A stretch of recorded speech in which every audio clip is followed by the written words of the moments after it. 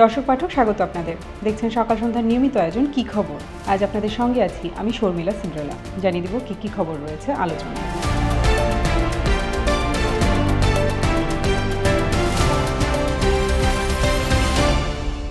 ঢাকার দুই জায়গায় সড়ক অবরোধ করে চলছে বিক্ষোভ।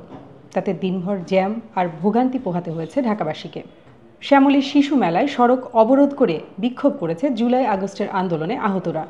এদিকে তিতুমীর কলেজের শিক্ষার্থীদের অবরোধে বন্ধ রাখা হয় মহাখালী গুলশান সড়ক। সঙ্গে যোগ হয় বিশ্ব ইজতেমার মোনাজাত শেষে মুসল্লিদের বাড়ি ফেরার চাপ। সব মিলে সপ্তাহের প্রথম কর্মদিবসে রাস্তায় ভোগান্তি পোহাতে হয় সাধারণ মানুষকে। তিতুমীর কলেজকে বিশ্ববিদ্যালয় ঘোষণার দাবিতে শিক্ষার্থীদের আন্দোলনের বিষয়ে শিক্ষা উপদেষ্টা ওয়াহিদুদ্দিন মাহমুদ বলেছেন, সময় বেঁধে দিয়ে দাবির মুখে কোনো সিদ্ধান্ত নেবে না সরকার। সময়সীমা বেঁধে দিয়ে বিশ্ববিদ্যালয় করার দাবি যৌক্তিক নয় বলেও মন্তব্য করেন তিনি। তার এমন কথার পর তিতুমীরের শিক্ষার্থীদের বিক্ষোভ পায় নতুন মাত্রা।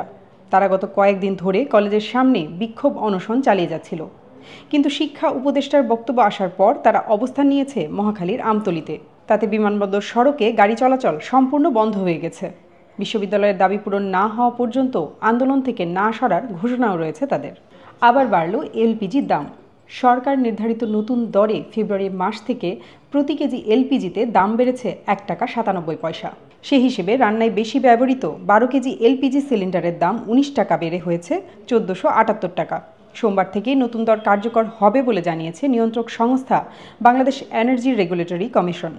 ঢাকার বসুন্ধরা আবাসিক এলাকায় কীটনাশকের বিষক্রিয়ায় প্রাণ হারিয়েছিল দুই ভাই। ওই দুই ভাইয়ের মৃত্যুর ঘটনায় পেস্ট কন্ট্রোল সার্ভিস লিমিটেডের চেয়ারম্যান সহ ৪ জনের বিরুদ্ধে করা মামলায় প্রথম দিনই সাক্ষ্য গ্রহণ হয়নি। আসামিপক্ষ অভিযোগ গঠনের আদেশের বিরুদ্ধে উচ্চ আদালতে যাওয়ায় সাক্ষ্য গ্রহণের তারিখ পেছানোর আবেদন করেন।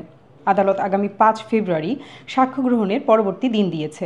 ২০২৩ সালে ডিসিএস অর্গানাইজেশন লিমিটেড থেকে বাসায় তেলাপোকার কীটনাশক নেন বসুন্ধরা আবাসিক এলাকার মোবারক হোসেন। কীটনাশক দেওয়ার নির্দিষ্ট সময়ের পরে ঘরে ফিরে অসুস্থ হয়ে প্রাণ হারায় তার ২ সন্তান।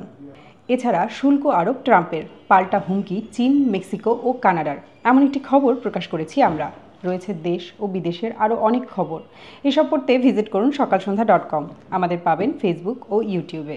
এছাড়া শুল্ক আরোপ ট্রাম্পের, পাল্টা হুমকি চীন, মেক্সিকো ও কানাডার, এমন একটি খবর রয়েছে সকাল সন্ধ্যার পাতায়।